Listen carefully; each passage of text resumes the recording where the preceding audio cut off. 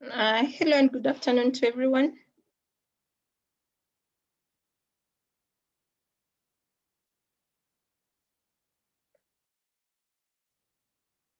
Hello.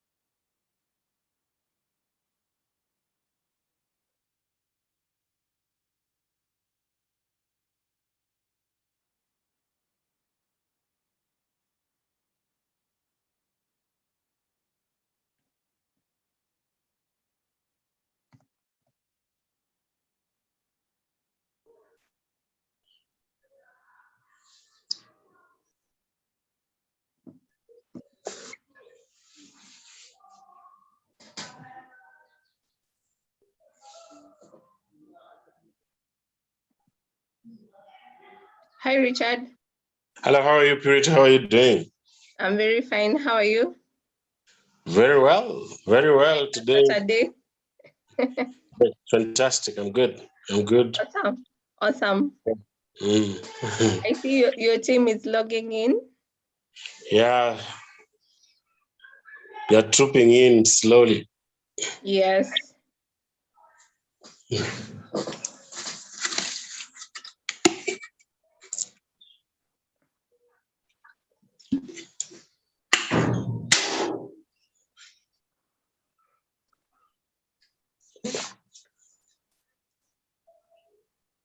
How is everyone else?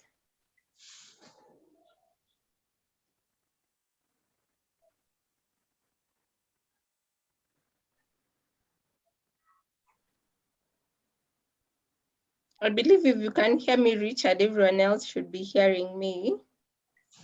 Yeah, they should be hearing you loud and clear. All right.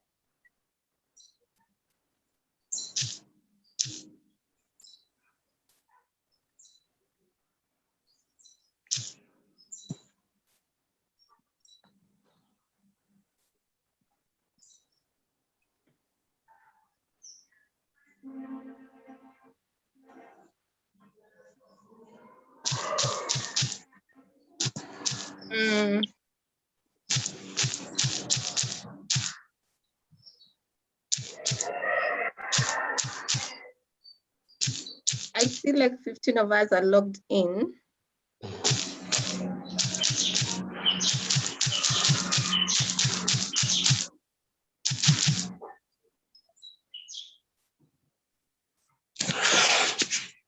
you give them a couple of minutes? Yeah, like 2 or 3. Looks like today they are not coming very. They're not enthusiastic. We finish. I'm at the fear of finishing. They don't want to finish. But let's see.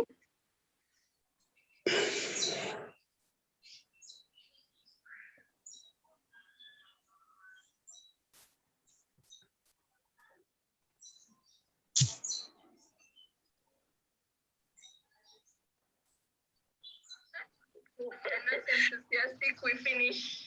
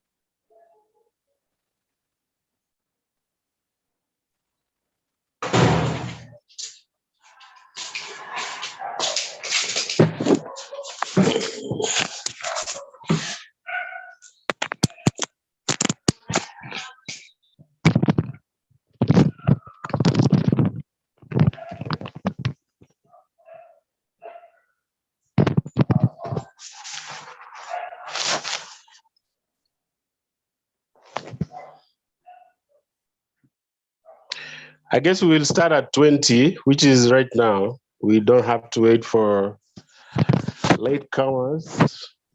Okay, so do we start? Yeah, we do. Awesome. You want to appoint someone to start us off with a word of prayer? Yes, Oppo seems to be enthusiastic. Let Oppo pray for us. Oppo, you can unmute yourself and pray for us. Today is the day that the Lord has appointed you to pray for us without fear. Whichever language you choose, don't mind, so long as you pray. God understands all languages.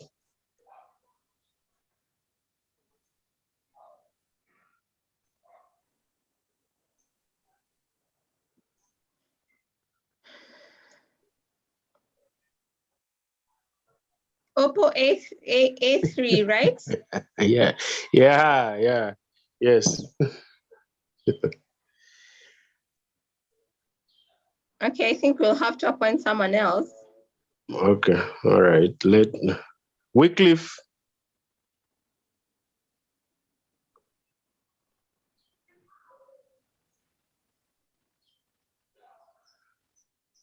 Usna, you are the fearless one. You can pray to us in Kiarabu. We don't mind. You can pray still.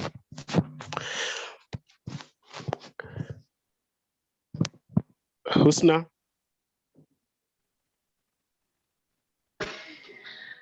Okay.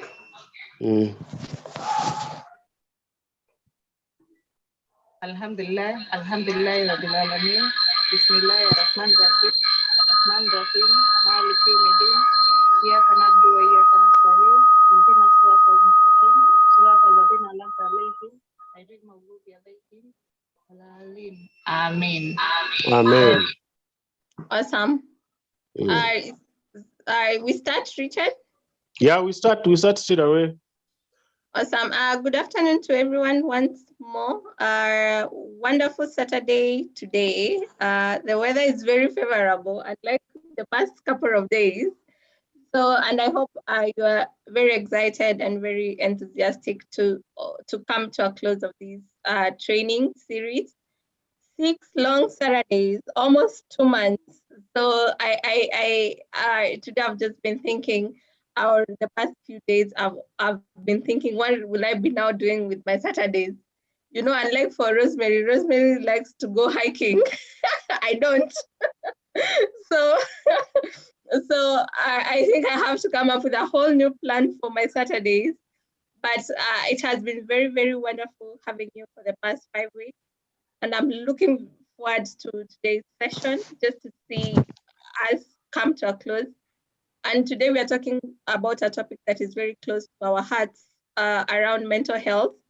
Life has become so difficult. I don't know if this is the same it was like in the 90s, but I feel like we are in life 2.0, you know, the version that is beyond life.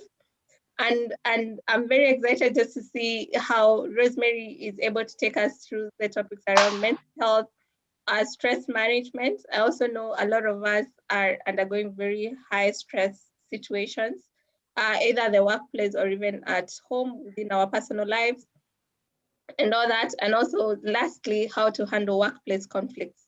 So Rosemary has been with us before, so she doesn't need an introduction. So without further much ado, Rosemary, over to you.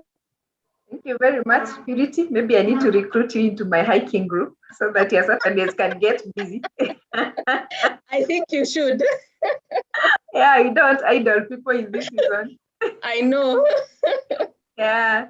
So thank you very much, and glad to be back. I opened and I have come back to close. Yeah, I know. Yeah. So it's good to come back to see that the program has come to the end finally and in a nice way. Yeah. So then we just get down to it. Like you mentioned, today we get to look at mental health around stress management and get to look at conflict management. But I wish we start off with the conflict management side so that then we finish with the stress side so that hopefully we can work out less stress. Yes. Yes. So I just want to start it from there and ask, is conflict a good thing or a bad thing?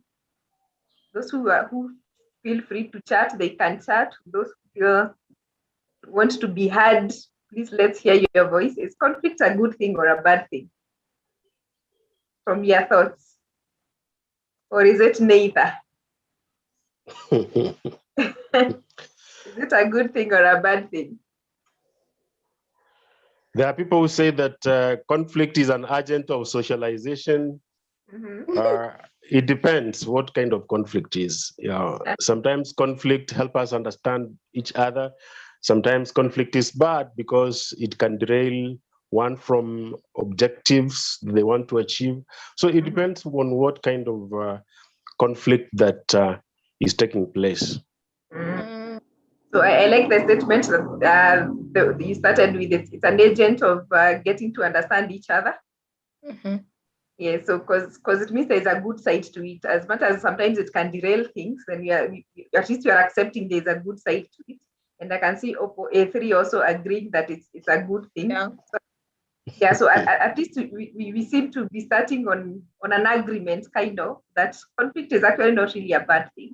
Normally what we say, what matters is how you solve it. So actually we say that the quality of our lives is not determined by whether or not we have conflicts. The quality of our lives depends on how we get to manage that conflict. So depending on how you get to manage that conflict, it can actually turn out to be a good thing.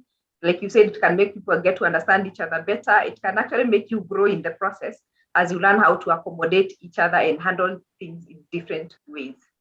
So as far as Simba Telecom is concerned, what kind of conflicts do we get to deal with? What conflicts do we come across a lot and how do we deal with them? Feel free to drop your chats. What conflict do you come across so often? What's very common in your setup as far as conflict is concerned? Anybody who wants to go? Richard, will you help us nominate your team? Yeah, because I'm not sure who is accessible or not. All right. Let Richard help us there. Cecilia, you can tell us what kind of conflict we normally have in workplaces.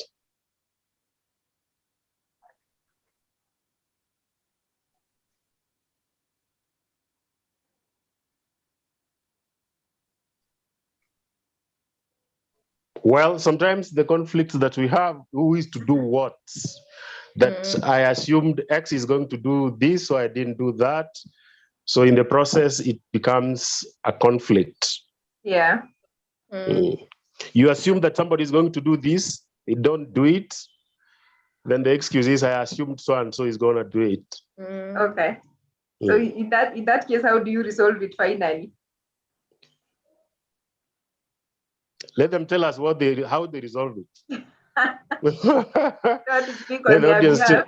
no, I don't want to speak on their behalf. How do they solve? Because those conflicts are there. Who is going to do X? I didn't do Y.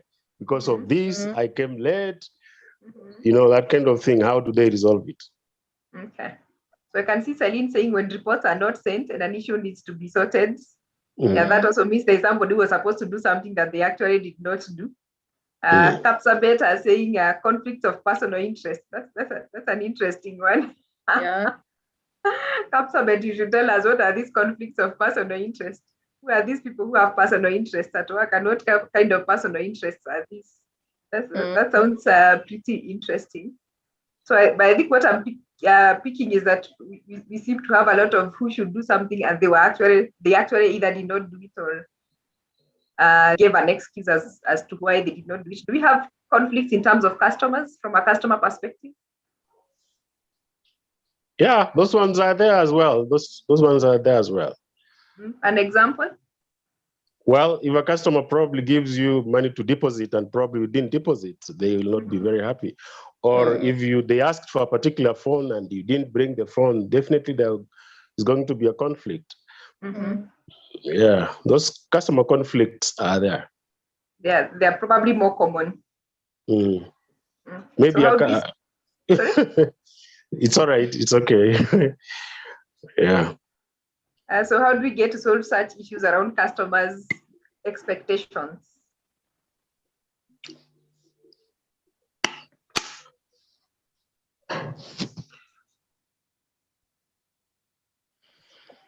Yeah. Any ideas on how we resolve them?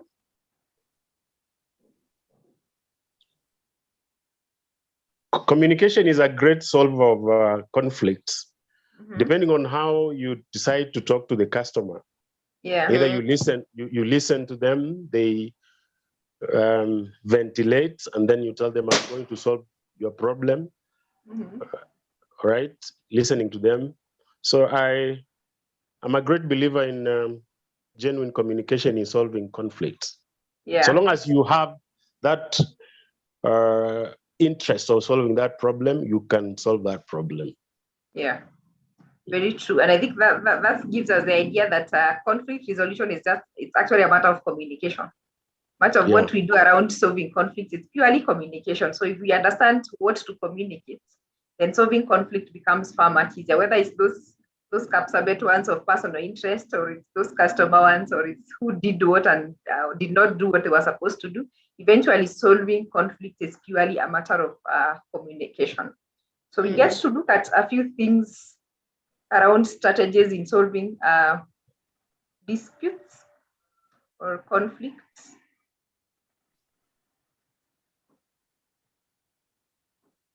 Like I've said, the quality of our lives depends not on whether or not we have conflicts, but on how we respond to them. So conflicts will always be there. You can rest assured, whether they are from a personal perspective or from a work perspective, we'll always come across conflict.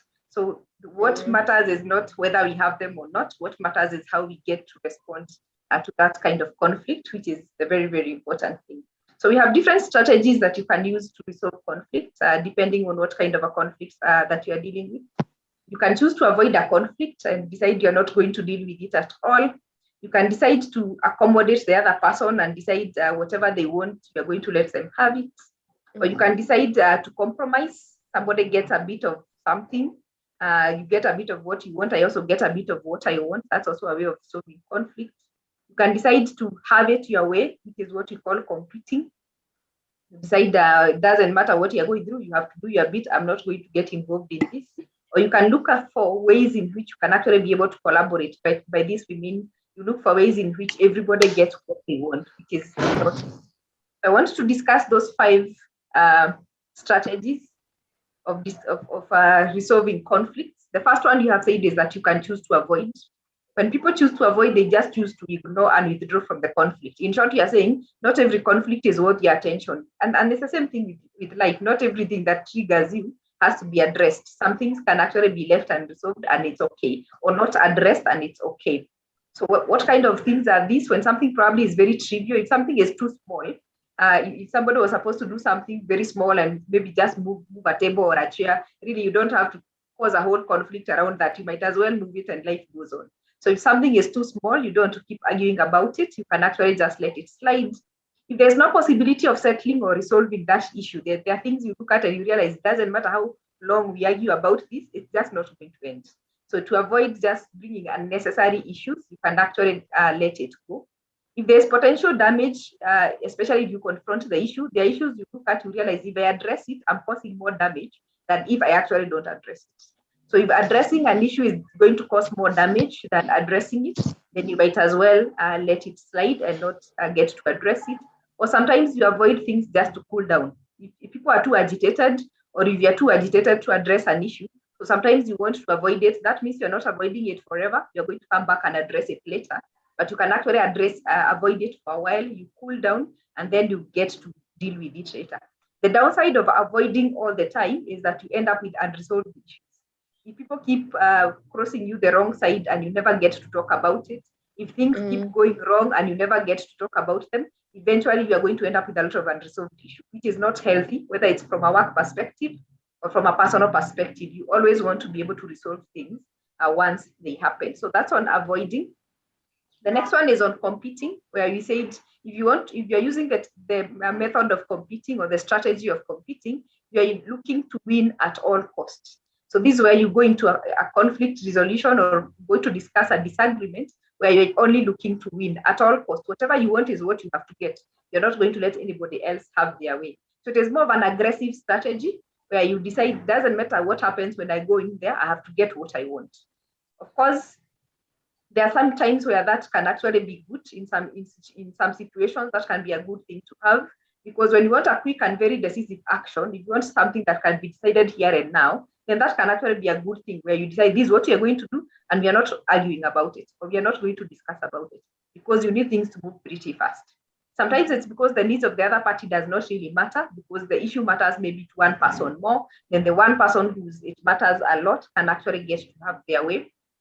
Or if the issue is vital to the long-term success maybe of the organization or whatever it is that you're discussing about, meaning you cannot afford to have it any other way. It is the policy of the organization. That is how things are done here. So there's really not anything much you can do about it. So in that case, you can actually choose that things have to be done one way and one person point of view has to withstand.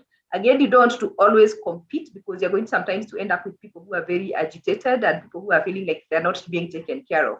So also you don't use competition all the time. You want to use it once in a while when you think it is much more useful.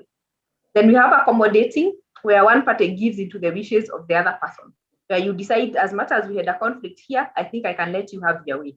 As much as everybody had something to do, let me do it, and you can get away with it. So in other times, you can actually decide to accommodate the other person, where you decide I'm going to give into the demands of the other person. And that means you totally cooperate and let the other person have their way. This is also important sometimes, especially when you figure out that you actually were wrong. Sometimes you go to defend something and you actually realize I was actually wrong. So if you realize you are wrong, then you have no business continuing to argue about it. You want to let it go and let the other person have their way. If whatever is being discussed is more important to the other person, maybe you wanted to have your day off, the other person wanted to have their day off on the same day, the other person maybe is unwell or has a baby who is unwell, that day off is more important to the other person. So you can stop arguing about it and let the other person have their way. So in that case, you get to accommodate the wishes of the other person. In other situations, it's because when you keep competing or if you keep pushing to have it your way, you're going to damage that relationship. For example, if maybe it's a client who wanted something and you really realize the more you argue, the more you're going to lose this client, and maybe it's a major client that you need, then you don't keep arguing about it. You're just going to accommodate whatever it is that you want and let them have their way, so that in future you can still get to have that client again. So sometimes you get to accommodate so that the other person can have their way, because you don't damage that relationship. Again, realize if you're always accommodating, if you're always letting the other person have their way, you're also going to end up with unresolved issues. So it's not, again, every conflict, it's not every disagreement that you want to let the other person have their way. Once in a while, you want to also address issues and have some things go your way once in a while. Then you have the collaborating technique or strategy of resolving conflicts.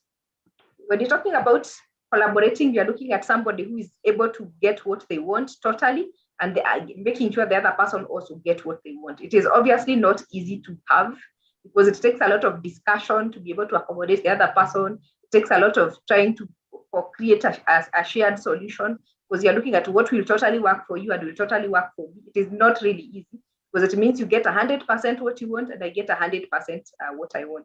We both want to go off tomorrow, and nobody is compromising, nobody is letting the other person win, both of us have to go. So you really have to discuss and figure out how do we come up with a solution that supports both of us getting everything that we want. So it doesn't come easily, but you can actually make it happen if that's the way you want it to go. When does this become important? When the concerns are too important to compromise. When you realize what I need and what you need is too much, nobody can be able to compromise. I need to go home because I'm unwell. You need to go home because your child is unwell. They are both two important things, and nobody can actually be able to bow for the other one to have their way. So in that case, we have to look for a way of us, both of us, getting everything that we actually want. So if concerns are too important to compromise, then you want to make sure that you look for a solution that everybody gets accommodated. Or if there's no party that has a good solution, so you realize we have to merge whatever idea you have, I bring whatever idea I have, then they both go hand in hand. So if nobody is right between the two of us and everybody has something they can bring on the table, then we both want to combine that. And sometimes you also want to do this when you want a complete resolution, when you don't want any leftover bad feelings, because in all the others, somebody is left feeling bad. When you avoid, of course, you are left with bad feelings. When you compete, the person who doesn't win is left feeling bad. When you cooperate on the other side and let the other person win, you might be left with some other feelings. But when everybody gets what they want, there are no bad feelings left. So you use this kind of technique when you want to make sure that everybody wins and everybody gets what they want, so nobody is left feeling like they were actually left out. Not an easy one to get, but it is actually the best way if you're able to collaborate and make sure everybody gets what they want. Then finally, we have the compromising. We look at everybody getting partially what they want. So both people look at how can we be able to cooperate a bit, and how do I also get to stand up for myself a bit, so that everybody gets something. So you give up a little bit of what you want, I give up a little bit of what I want, then everybody gets something out of it. So it looks a bit fair. It is fair than me letting you have everything or you letting me have everything that I want. So sometimes you can just decide, let's try to be fair. You get a bit of it, and I also get to have a bit of it. So this is also important, especially when the goal of the outcome is not worth the time and energy to collaborate. Remember, we said collaboration is going to take a lot of time. For us, maybe to be both of us away tomorrow, it is going to take us a lot of time to see how to do that. Instead of using all that time and energy, we might as well just compromise. You go tomorrow, let me go today. And that way it becomes far much easier. You don't get what exactly you wanted, but at least you get something out of it. It's also a quicker way of settling disputes or settling conflict. The fact that you can both just come up with something that works halfway for each person, it is far much faster than when you're trying to make sure that everybody gets everything they want. It's really hard to give everybody everything that they want. So if you want something settled a bit fast, then compromising becomes far much easier, because it's easier to meet in the middle than for each person to get what they want, or for each person to give up whatever it is that they wanted. So that makes it far much easier. Or sometimes because you realize it is actually impossible to give everybody what they want. In that case, collaboration can really not work. So there's no other way to resolve this issue, because everybody cannot get everything they want. So either way, we have to compromise. We have to have somebody do something. We have to have somebody left in the office, so we both can't go. Somebody has to compromise and be left in the office. So in that case, compromising works. So those are the 5 strategies that you'll come across that you can either choose to avoid. You avoid because this issue does not really matter, so it doesn't concern you, doesn't concern the other person, you can let it slide. Or whether you choose to accommodate and have more concern for the other person and less concern for yourself, so you let the other person actually get to win. Or you can dominate or compete. When you compete, it means you have very high concern for yourself, but you don't have much concern for the other person. So you choose to win. Whatever happens, I have to win. These things have to be done my way. Or you can use to integrate or collaborate. In that case, you have high concern for yourself and you have high concern for the other person. So you want to make sure that everybody gets what they want. If you can't get that, then we come in the middle, which is where you can get an easier and quicker solution, where you compromise. You decide you get half of what you want, the other person gets half of what they want, and eventually then you get to a point where you have actually eventually gotten to solve the issue that is on the table, but doesn't really have to harm the other person. Everybody can still get to have whatever it is that they want. So those are the 5 strategies you can use depending on whatever case you're dealing with. You can always get to ask yourself, what do you think would work better for you? What do you think would work better for the situation that you're dealing with? Then based on that, we can actually be able to tell this is the best way to be able to handle a dispute or to be able to handle such a situation. Purity, are we able to do a test? Or, sorry? Like the other one that we normally do? Yeah. I'm not so sure how receptive this group is. What do you think, Richard? We have an assessment. I don't know if your team is able to do it at their own places. It takes about 10 minutes. Wow, that is quite long. So do we skip it and just send it to you separately? Yeah. All right. I think that's much better, Rosemary. Yeah, true. Because I can tell, especially if you're using your phone, it's going to be a bit tricky. Yeah. Okay, so I think then whatever we're trying to say is that you can actually be able to assess yourself and ask yourself, what strategy do you use a lot of the time? So that if you realize you're always avoiding conflict, then you realize there is a problem, because it means you are normally left with a lot of unresolved issues. If you're always competing and looking to win all the time, then it means you normally leave other people feeling hurt and feeling like they're being stepped on and like you don't actually care. If you're always accommodating, it also means that sometimes you might feel like you're neglecting yourself, because you're always letting the other people have their way and get to have what they want. Again, which is not always a good thing. Once in a while, you also want people to do things your way. So you want to make sure that most of the time you're either compromising or collaborating. Meaning you meet halfway, you get to get a piece of something, the other person gets to have a piece of something, or you're collaborating where you get everything you want and the other person gets everything that they want. It's always good to ask yourself, and under normal circumstances, what strategy do you use a lot? Because depending on the strategy that you use a lot, it tells a lot about how you are left feeling as a person and how the other person that you are dealing with is also left feeling, whether it's a colleague in the office or whether it's a customer. Depends on how you handle them, it will tell you what happens. And that, I think, is what basically I have summarized there, that if you always dominate and impose to have things done your way, you end up with people who are very resentful, and you're going to have to distract, or you're going to destroy relationships. So you cannot always have things going your way. If you're always avoiding, you're going still to end up with resentment as a person, because things are never get handled, and you're also going to affect your self-image. So eventually you can actually end up with a very lowered self-esteem, because you're always not getting anything addressed. People step on you and you let it go. So it's not a good thing to always avoid. But when you compromise or when you get to collaborate with other people, at least there is a beneficial consequence being achieved. There's somebody who is achieving something here, and this becomes far much better than when you let one person win, or when you're always winning, or when you don't get to address issues at all. So always look to be at either a compromising situation or a collaborating situation, where something at least somebody gets something. Unless really you are wrong, the other person have to have it, or it's very important to the other person, so they actually have to have it their way. So a few things to remember as you resolve conflicts, especially if maybe it's a conflict you are resolving between two people or you and a client. Always try to define the source of the conflict. The more information you have about an issue, the better. If a client is coming around to say, I had given out this money, or I had made this kind of an order and it is not what I get as much information as possible. Don't make assumptions.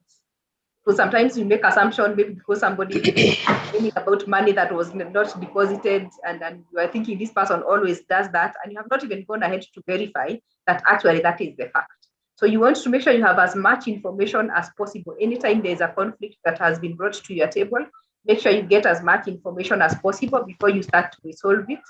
Try to look beyond the incident. It's not really the situation that matters mostly. It is the point of view of the situation that makes people angry. When people come shouting, they're not just shouting because you did not deposit the money or I did not get what I had ordered. Sometimes it's the point of view. It's the point of view in the sense that maybe this has happened before, or you had promised me and you did not deliver, or I heard you guys normally do this. That point of view is what makes people more angry than the issue itself. When you didn't send me that report, or when you're supposed to do something and you did not do, the anger most of the time comes from the fact that you have done this before. You always do this to people. You think you're more important than us. It's that point of view that actually matters more than the issue itself. So before you think what the issue is, always check, is there a point of view? Is there a perception that has been created that you need to address before you even get to address this issue? So that the person is left with a clearer mindset. You have cleared all those other issues that are behind the conflict before you handle the issue itself. Try to look for solutions. Instead of just discussing the problem and finger pointing, try to change the discussion towards getting a solution. The moment you understand what the issue is, the moment you understand where the conflict is coming from, don't allow that negativity to continue. Don't allow the discussion of what is wrong to continue. Don't help the client to complain more by telling the client, yeah, this colleague of mine always does this. Even yesterday, this had happened again. Don't try to steer the discussion towards the problem. Try to steer the discussion towards finding a solution, so that now you remove the negativity and bring the positive side of things, so that you're showing them, I understand the issue. This is actually something that went wrong and I'm sorry about it. And this is what we are going to do about it. So try to shift the discussion from the negative side to the positive side, so that you can now focus on having more of a solution rather than dealing just with the problems. So try to look for solutions together, both parties, especially if there's two of you who do not agree, if there's something that was not done in the office, something that has gone wrong. If you want a good solution, you want both of you to discuss it. So that if it's a client who needed a phone that was not available, and you're trying to suggest another maybe type of phone, you don't want to impose it. You don't tell them, no, this is the same, just have this one. You don't want to impose a solution. You want to both of you discuss it and find out, are we able to talk about it, so that the other person can also be able to weigh what is the good side of having this phone compared to the other one that I have. What are the bad sides of having this compared to the other one that I had actually ordered? So help that discussion to happen, looking at the pros and the cons, or the advantages and the disadvantages of each of the solutions that you're trying to give them, so that eventually both of you can come up with an agreed solution. So the final step is to make sure that you come up with an identified solution, and it is a negotiated agreement. So anytime you're resolving a conflict, you can't impose what you want. It has to be negotiated. You have to both discuss until you get to an agreement where you agree that actually both of us now are in agreement. This is the way to go. And as much as I did not get 100%, at least I agree that we have negotiated, and this is actually what we have gotten to agree on. So the idea is to finally reach a negotiated agreement where both of you get to agree on something to work together. So those are things to remember when you're resolving a conflict, or when you have conflict on your table. Make sure you understand the source of the conflict, get as much information as possible. Don't jump into conclusions before you get all the information. Don't just look at the incident, try to understand the other person's point of view. What is their perception? Why are they so angry about it? Why is this issue so important to them? Request for solutions by looking to get towards a solution rather than just focusing on the problem. Discuss the solution, both of you, until you figure out which one is a better solution than the other for the situation that you're dealing with. Then finally, you can come up with a negotiated agreement where both of you actually agree that these are the alternatives that we had, but we actually settle on this one because it's a more appropriate one based on the situation that we have at hand. And that's what really matters. And a few things to remember as you solve the conflict. A good relationship is always a priority, whether it is somebody you work with or a client. You are going to need that person tomorrow. If it's a colleague, tomorrow you're going to need their help. Tomorrow you will need to work together. If it's a customer, you still need that customer tomorrow. So good relationship is very important when it comes to solving conflict. So whatever you do, make sure you don't damage the relationship that you have. Try to separate people from the problems. Stop labeling people as problems. So whatever issue is on the table, don't say they always do that, or that's just him, or that's just that client who does that. Try to separate the person from the problem, because the problem could actually be a genuine problem that you actually need to handle and make things better for other people as well. If there are many people in a conflict, or even if it's just another person, try to listen as much as possible. Listen to all points of view. If you are dealing with 2 or 3 people, if you have a client who is complaining and a colleague here who's been accused of something and you there next, let everybody get to say their bit of their side of the story. So don't make judgment based on one side of the story. Always make sure you get to hear all sides of the story. Listen first, talk second. Don't impose a solution. Don't try to suggest things. Don't try to label anyone until you have heard everything. Then you can now go ahead to say whatever you need to say. Make sure you have all the facts of the issue, whatever it is that happened, get all the facts together. Because if you have all the facts, then you're likely to make a better decision. And finally, remember to explore options together. So don't make a decision on your own. If a conflict involves many people, everybody who is involved needs to be part of that solution. So make sure that when you're looking for options or for solutions, you explore all those solutions together as a group or together as a team, so that everybody has been put where they are supposed to be. That marks the end of that bit around conflict resolution. Before we go to stress management, any comments or anything before we continue? Or we assume we are happy? Richie? Yeah, we are good. Yeah. Okay, so now I think we can now move to the big agenda, which is stress management. Yeah. Yeah? Or did I hear Yes. somebody say something? Oh, yes. So we can now get down to stress management. So, of course, I wanted to start by asking what stresses us out the most, whether it's at work or at home. What kind of stresses are we dealing with, apart from COVID, which all of us are dealing with? It's not unique to anybody right now. What other kind of stresses do we get to deal with? So those who can access the chat box, you can put your chat there. What stresses you out? What stresses you out most of the time, or what are the stressors that you deal with on a day-to-day basis that you wish you didn't have to deal with in the first place?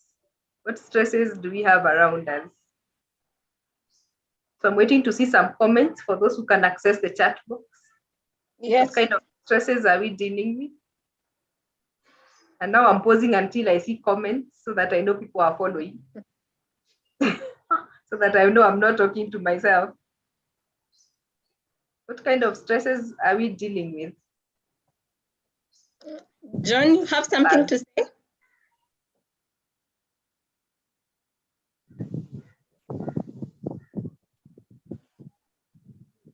I see your mic moving, but we can't hear you.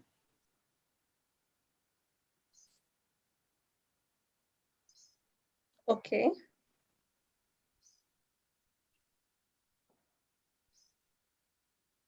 Performance issues. Performance normally stresses the boss. The people on the ground don't get stressed about performance. Performance. Richie, what do you mean by performance? Like people are not performing? Yeah. So that stresses you out? Yeah, it does. Okay, so what do they say is the reason they are not performing? The customers are refusing to buy. The customers do not have money to buy goods and services. Another is what others said, DSS from hell. I don't know what it means. Yeah. When somebody deliberately does not perform up to the expectation that you want them to perform, you know that they can do better, but they're deliberately withholding their ability to perform. That's interesting. Why would I refuse to perform when I can? Or you're not motivating them enough?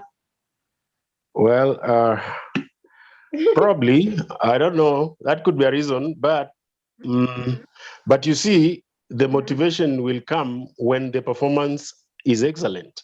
Because you cannot get, assuming it is external motivation, yeah, the performance has to come first. so that you get what to give externally. But of course, we also have intrinsic motivation to perform well.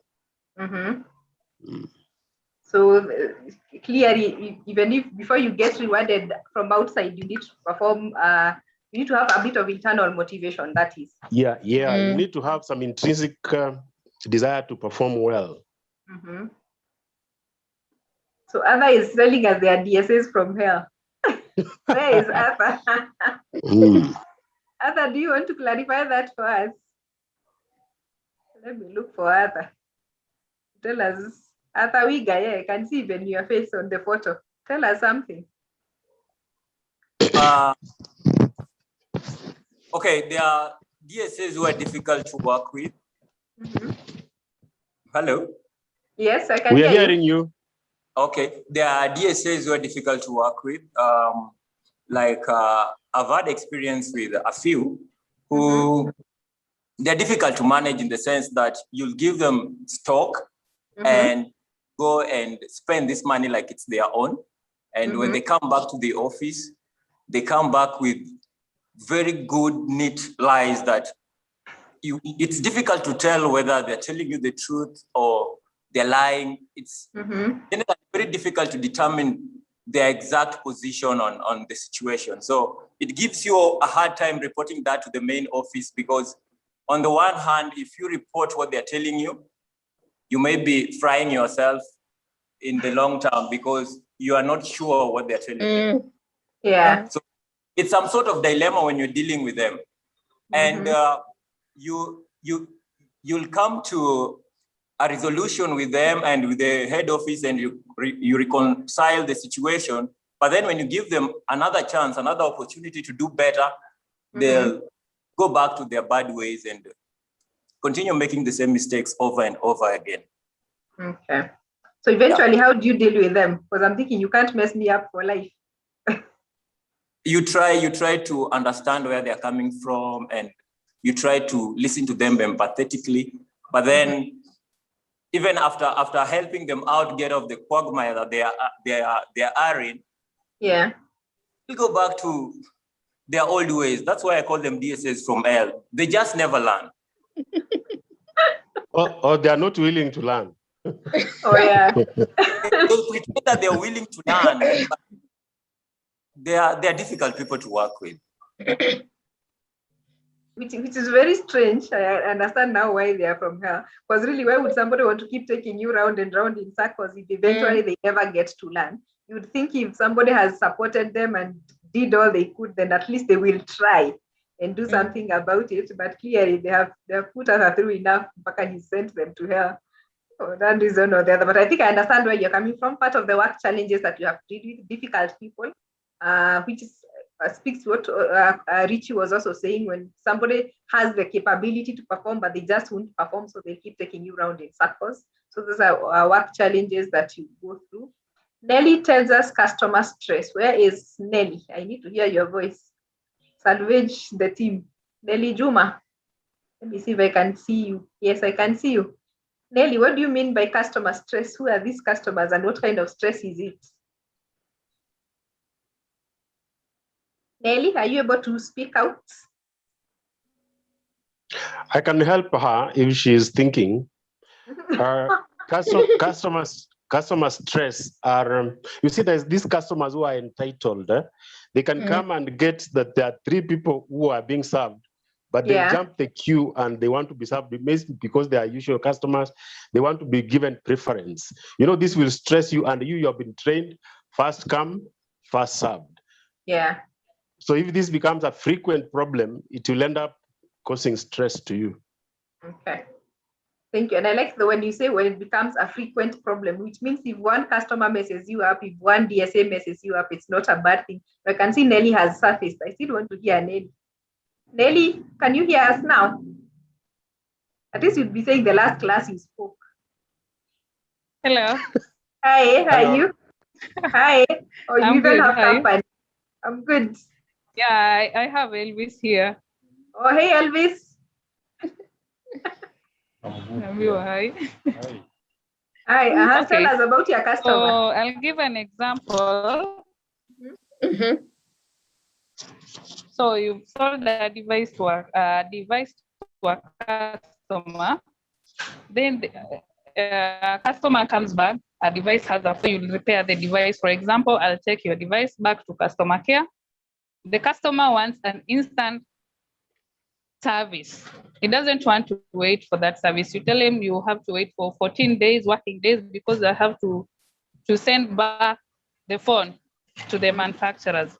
Yeah. But he cannot understand that. Yeah. So another difficult customer right there. So you realize when you have to deal with that on a day-to-day basis, clearly it's going to feel like it's too much work to deal with. It's likely to stress you up, and it might not be very friendly to deal with. So thank you very much, Nelly, for that. John from Nyeri, do you want to say something? Now that I can see you, even if I can't see you clearly. John Nyeri, you're on mute.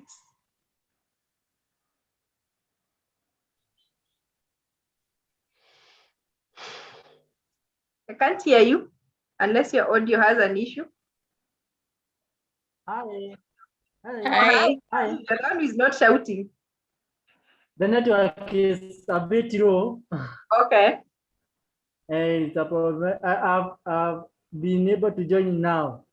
Oh, the okay. network was a problem. But you're okay now. I'm trying to catch up. Yeah, Oh, thank you. I'm trying to catch up with you. Oh, okay. Thank you very much for joining in at least, and then we have heard you. Just Nyeri people are in the house.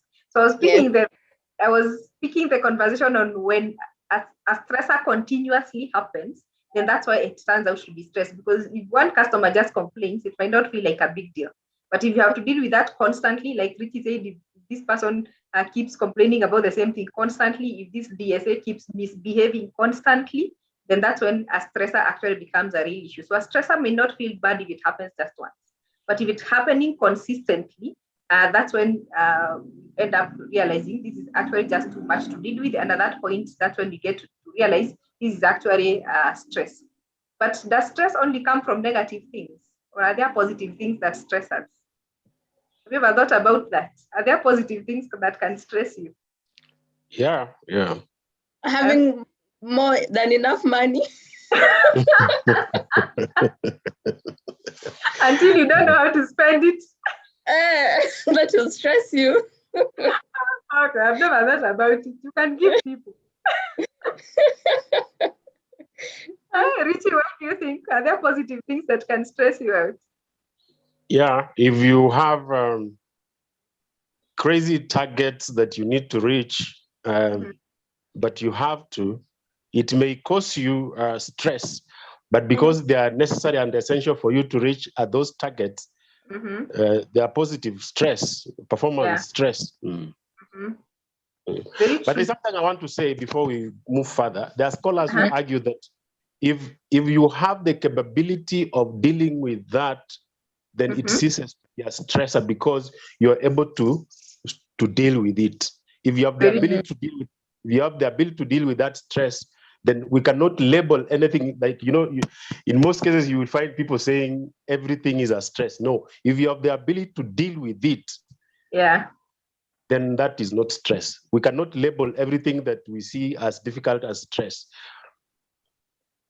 Very true. So actually, I like the way you started. Like, if you have crazy targets, first of all, it means you probably have a higher position, which might happen. Like, for example, if you're promoted. So everybody looks forward to a promotion. It's big money. It's a bigger title.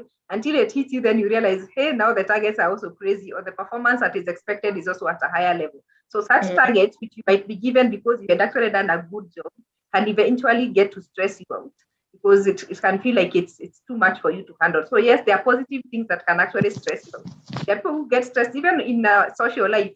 You could get stressed because you're planning a wedding. A wedding should be a happy thing, but it can ground you in terms of stress. Getting a baby may be a good thing, but it can actually get you into stress. So there are positive things that can actually also stress you up. So stress is always not always coming from a negative perspective. It can also actually come from a positive perspective. So you can be going or going through something positive, and it can actually stress you out because, like you said, your ability to handle whatever comes with it. But if you're able to handle, if you're given higher targets, if you're given a higher position and you're actually able to handle it, then that's a good thing. But that's why we also say you can't live a stress-free life.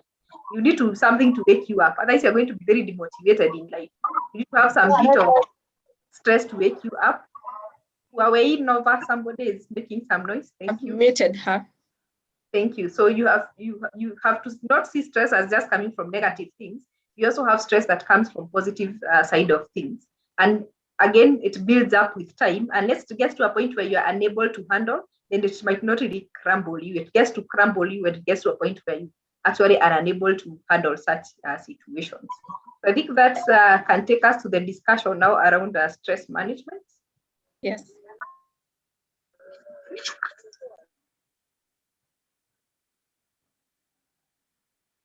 So we normally say getting stress is like, it's like boiling a frog. Have you ever thought of what would happen if you boiled a frog? Never thought about it. Like if you got cold water in a sufuria and there's a frog inside and you placed it on a jik or on a cooker or whatever it is that you're using, what do you think happens to that frog? Never thought about it. We call it the boiling frog phenomenon. Do you think it is? The frog keeps adjusting its temperature until the fire really roasts up. So it keeps on adjusting its temperature. Yes. Until such a time that it cannot adjust. Now the mechanism dies and probably the fuse burns and literally the frog gets roasted. Exactly. And that's what happens with the stress. You don't realize stress when it starts. You just think it's more work, so let me adjust. I need to put in more working hours, so you add more working hours. I need to push these people harder, so you push people harder. You just keep thinking it's a change that you're supposed to adjust to until you get to a point where you cannot adjust anymore, and then everything crumbles. So that's the concept around the boiling frog phenomenon. What basically means is that stress does not hit you in a day, and that's why I said I like to it when Richie said if this keeps happening constantly, then it stresses you up. So it's not what happens once; it is what builds up over time that eventually gets you stressed out. That's why we call it the boiling frog phenomenon. If you put a frog in cold water and then you warm it slowly, it just thinks in our it's just getting warmer, like I'm still outside in a river. And then until it's too hot, and then it only realizes when the water is probably almost boiling, and there's nothing it can do at that point because it can't jump. If you had just thrown it in hot water instantly, it would have jumped. Unfortunately, stress is the same thing. Unless you are thrown into deep stress at once, like maybe when somebody dies or you lose something major, or like you lose a job or something, that's the time you can tell I am stressed. But most of the normal stress that we deal with builds up slowly over time. We don't see it coming. You realize when it's almost too late, such that it might even take years for you to realize. And that's the point you realize if you had known something is going to go wrong, I would have probably jumped out a long time ago. But because you took too long to realize, you did not get to jump out on time, and now it has kind of crumbled you. That's what we get to realize, and you're actually getting to stress. So you say you need to be able to notice the boiling signs early so that you can be able to turn down the heat. If you don't get to realize the boiling signs, or if you don't get to realize the stress signs early enough, then you're not able to turn down the heat, then that's how you end up getting down into stress. So could this explain stress, yeah? Could this explain why people commit suicide? You know, you could say, we were together last night, he was happy, smiling. Then you hear this found, I mean, they have hanged or they've taken poison. It is the accumulation of... That could be one way of looking at it, but suicide is a totally different story altogether. What basically happens, of course, for you to get to suicidal thoughts, that must be depression already. So that person first went through stress. The stress was not resolved. They got into depression. The depression is now not resolved, and now they have gotten into suicidal thoughts. But the reason why most people say, allow me to digress, because suicide wasn't part of this discussion, but it's also mental health. But the reason why people look happy before they commit suicide is because they have found a solution to their problems. You realize when the person is depressed is because they're feeling hopeless. You say they're feeling hopeless, they're feeling worthless, they're feeling helpless. they have gotten to a point where they can't seem to see a way out because of the many problems that they have. But one day something clocks in their head and they realize, maybe if I died, and if these children died, and if I killed my spouse, shida imeisha, like our problems are over. We have, this pain is now gone. That's how they interpret it. And that's why you realize people will always say, the person looked so happy yesterday. We even went to a party. They bought us drinks, or we had nyama choma. Like, we partied, because to them, they had just found a solution. Not the actual solution to their problems, but like a total end to their pain and to their misery. So that's why people sometimes look happy before suicide. So we always say, if somebody has been depressed and all of a sudden they snap and look happy, be very worried. They might have just found the wrong solution, because you don't get out of depression in a day or in minutes and just look happy. You're supposed to go through it slowly. The same way you went down is the same you should come out slowly. You don't just snap out of it. So if somebody was been depressed for long and they just snap out of it and they look happy and they are partying, they are giving you their favorite stuff, you should be very worried. They might have just found the wrong solution. Does that answer your question? Yeah, it does. Yeah. So thank you for asking that. I'm sure it has answered others in the process. Yeah. So I was going to defining stress, where we say it's a feeling of either emotional or physical tension or exhaustion. So it's basically where you feel like emotionally you are tired and physically you are tired. That it's just too much for you to deal with. So it comes from any event or thought that makes you feel frustrated, angry, or nervous. And that's why we say it doesn't have to be necessarily be a bad thing, because you can be nervous because you have targets to reach, because you have a new person to meet. Anything that makes you nervous can actually get you stressed, not necessarily a negative thing that can actually really get you stressed. So any event or any thought that can make you feel frustrated, feel angry, feel nervous, then that actually can easily get you into stress. So it's how your body reacts to any challenge or to any demand, because you are demanding more from your body, emotionally or physically. If the body is just trying and then gets to a point where it just can't push it anymore, then that's how you get down into stress. And that's where eventually now you can easily say that you have stress. And like Richie said, of course, when you're starting off, you start off at a point where you feel you should be able to handle it. If you have zero stress, it's a bad thing. You don't want to be at a point where you have nothing to do because you are bored. If there nothing is really waking you up, that's a very boring life. You want to have something that wakes you up in the morning. So if you have zero stress, then you are bored. You're almost like a lame person. You're inactive, you're bored. When you have a target to wake up to, a customer to serve, an order to follow up, that's healthy tension, because it keeps you motivated. It gives you a reason to wake up in the morning. So much of the stress that you deal with, that you can actually handle, is healthy, because it is what keeps you going. It is what keeps you motivated. It's what keeps you focused. If you don't have those targets, you have nothing to wake up to. So you need something to wake you up. But then your body gets to a point where it can only handle so much. And that's the point now the downside starts. If you push it before that, beyond that limit, then you started by feeling fatigued, like the body can't take it anymore. You've been pushing too many late nights. You've been having too many arguments with colleagues. You've been having too many disputes with your clients. Now you feel like emotionally, physically, it's just getting into you. You get fatigued. You feel exhausted. Start getting anxious and angry. Then eventually, you have a stress overload, and you're getting into burnout, and you're breaking down. At that point, you are now a sick person. You are no longer a healthy person. You are now a sick person. So there is the healthy side of stress, like we mentioned, and then there's the sick side of stress. So you just need to be aware, at what point have I hit the peak, so that I know at this point I need to slow down. I need to take a holiday. I need to handle things in a much better way before I start going down. So like I've said, when it comes to causes of stress, there are many things. Anything that causes you to adjust can actually become a stressor. Whether it is positive or negative, it can actually become a stressor. Like I said, positive things like marriage and promotion can actually cause you stress. They are positive, they should make you happy, but because of the demand that comes with it, as the body tries to adjust physically and emotionally, you can actually easily get into stress. Many other things obviously can cause you stress from a life perspective. If you lose somebody, separation, divorce, if you lose a job, if you have too many financial obligations, you're earning money that is not enough, not the one that is too much money. Any collisions that you have with family members, if you have too many arguments with family members or with your spouse, that's also a cause of stress. you have a chronic illness, or you're taking care of somebody who is ill. Right now, COVID is one of our illnesses that we are always worrying about. Even something as simple as relocation, there is a place you can move to and actually get stressed. Before you settle, before you adjust your way around, it can actually cause you stress. If you lose a job, that's a big thing. Any form of trauma, obviously, theft, violence. And of course, we have the work demands and the work politics as well that come with it. So stress can come from many things. That's all we are trying to say. Sometimes something as simple as being stuck in traffic for long.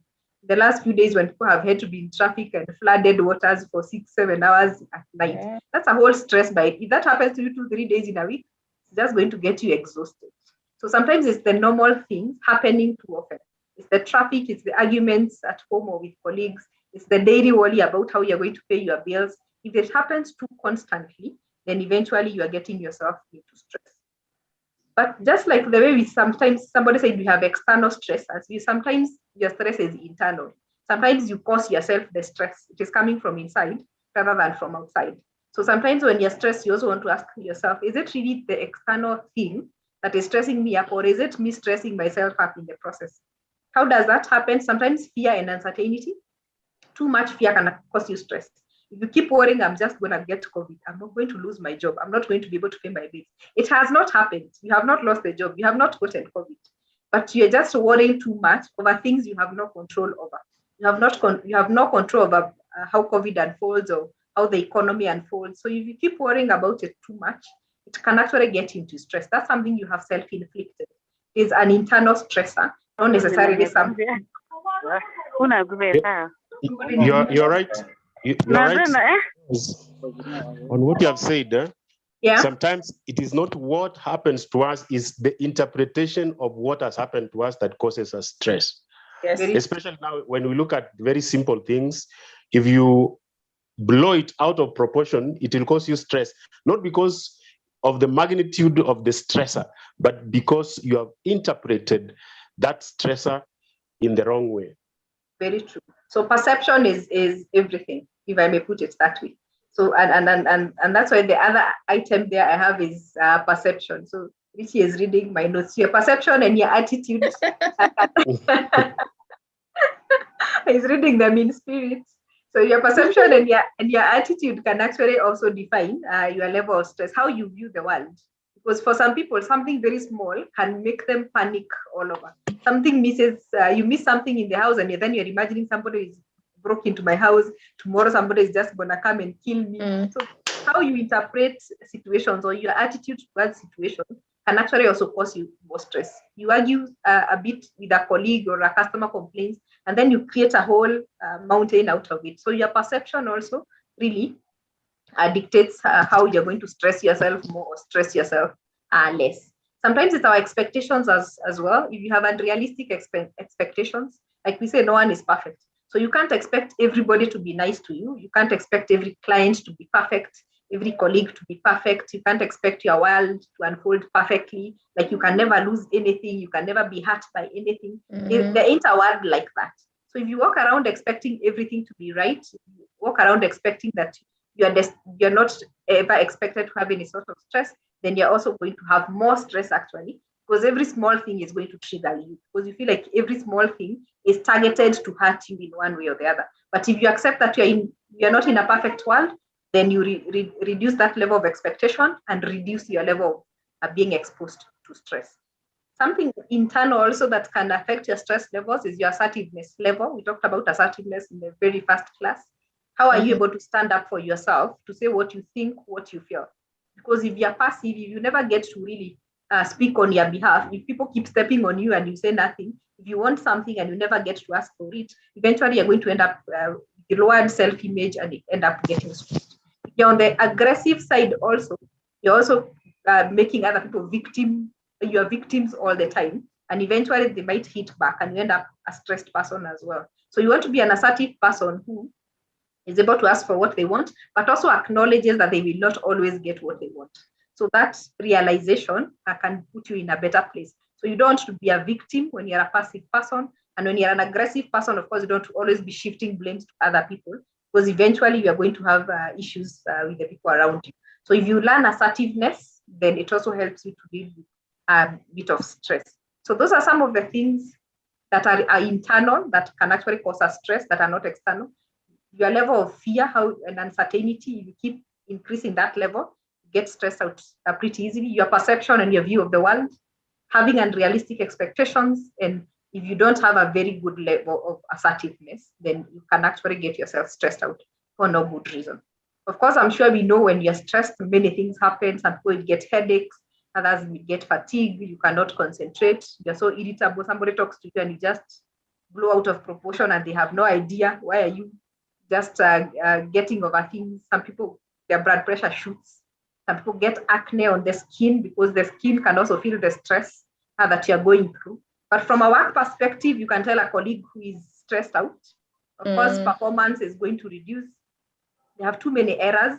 So sometimes when you see somebody making too many errors, you want to ask yourself, could they be dealing with something more than what is on the face? Poor decision making. They're making decisions that really, under normal circumstances, you wouldn't see them do that way. You want to figure out if they're stressed out. Their kind of behavior, lost motivation, which you need to find out those people who are not motivated, are they stressed in one way or the other? If they can't keep time or they have become very erratic, somebody who's been keeping time, all of a sudden they keep appearing and disappearing in the office. They come at 8 today, tomorrow they come at 6, the other day they come at 10. They could be dealing with something that you might want to figure out and find out what's going on. Long hours with low returns. You see people sitting in the office for long. They don't go home, but they're actually not being productive. They're probably trying to run away with something, or they're just sitting there trying to think and they just can't think. So somebody is sitting in the office for too long, but you really don't see any much productivity. You want to try and figure out is something not adding up. Absent, like I've said, frequent and short absences, people who keep appearing and disappearing from work. It could also be that they are dealing with something that they have not been able to talk about. In terms of relationships, you're going to see a bit of tension between colleagues. Somebody who keeps having collisions with others because of something small, they just blow things out of proportion, or they just won't cooperate, they just won't talk, and something is actually not adding up. That will go down to the customer relationship as well. Because if you have a problem relating with colleagues, chances are you'll have a problem relating with customers at the same time. And of course, eventually you end up with disciplinary issues because you have maybe too many arguments with customers, you're not meeting customer demands, you missed work. So eventually you end up with a lot of disciplinary issues. So sometimes somebody might not say they are stressed out, but if you're either colleague and pick quite a bit of these things, you want to ask yourself, are we dealing with somebody who is stressed out and we have not been able to really put a pin on it and get to understand what they're struggling with, then see if there's something you can actually be able to do about it. So now that we know how we get stress and how it looks like, how do we manage it? I always insist we use the word manage because it doesn't end. You can't say from now until I die, I'll never be stressed again. Stress is something constantly that will catch up with you once in a while. So the most important thing is to learn how to manage it so that doesn't go to the sick side of things. So you can have healthy stress most of the time, and you can tell when you're hitting the peak so that you deal with it before you go down to the sick side of things. So management is basically about being in charge of your lifestyle, being in charge of your thoughts, being in charge of your emotions, and how you get to deal with problems, because problems will always come. How you deal with them is what really matters. So if you're able to take charge of your thoughts and your emotions and your lifestyle and be able to deal with problems, then you'll obviously be at a better place to manage stress. First thing, you of course need to identify what is stressing you out. That's pretty important. Always get to know what is really stressing you out. Major stressors are easy to tell. If somebody died, you can tell that's why you're stressed. If you had got divorced, if you lost a job or lost money, some things are very easy to tell. That's why you're stressed. But sometimes you might actually not tell. You might not even realize how stressed you are until somebody asks you something and you respond in a very bad way. And then you realize, I actually don't react that way. Or somebody tells you, they've been acting these days. I don't think you're okay. That's the point you realize maybe you are stressed and you didn't know you're actually stressed. So you always want to be able to identify what is stressing you up, because if it's not a major thing, you might not easily pick it out. But small things, you might need to sit back and ask yourself, have I been taking in too much from someone? Have I been taking in too much from work? Have I been overthinking through things? Why is my mood looking a bit erratic, which is not my normal thing? So identify your stressors and take responsibility. The mistake we make again in managing stress is never taking responsibility for our problems. If you have a problem at work and you're the one who's maybe been procrastinating and not doing work on time, then just accept that it is your problem, not the work problem. Because many times when you are stressed, then you blame everybody else. No, it is work that is too much. It is my boss who has been pulling me around. It is just this work environment. If you blame everybody else, you'll never take control. So you need to ask yourself, what is your responsibility in this stressful situation? So if it is work that is too much, don't explain it away. Don't always say, no, it's just that I've had a million things to do these days. No, things are always crazy around here. That's not the issue. The issue is what is your part of the blame? Are